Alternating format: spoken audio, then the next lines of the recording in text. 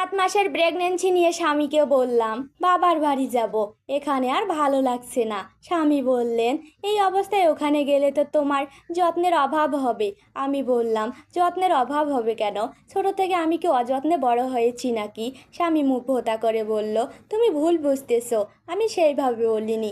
মা তো নেই, তোমার কিছুক্ষণ পর পর হালকা খাবার খেতে হয়, কে করবে এইসব? বোঝোই তো। আমি বললাম যাই হোক, আমি বাবার বাড়িতেই যাব, এখানে আমার মন থাকছে না, প্লিজ নিয়ে যাও না, 2-4 দিন থেকেই চলে আসবো। আমার যে স্বামী জানে, তাই আর কিছু বললো না। বাবার বাসায় গেলাম, মা থাকলে এটা ওটা রান্না করে খাওয়াতো। মা মারা গেছেন আমার বয়স যখন 9 বছর। আমায় দেখে বাবা ব্যাকুল হয়ে বলল কি খেতে ইচ্ছে করছে রে মা, বল আমি বানিয়ে দিচ্ছি। মায়ের অভাব পূরণ করার চেষ্টা দেখে আমি বাবার বুকে মাথা রেখে নীরবে কাঁদছি।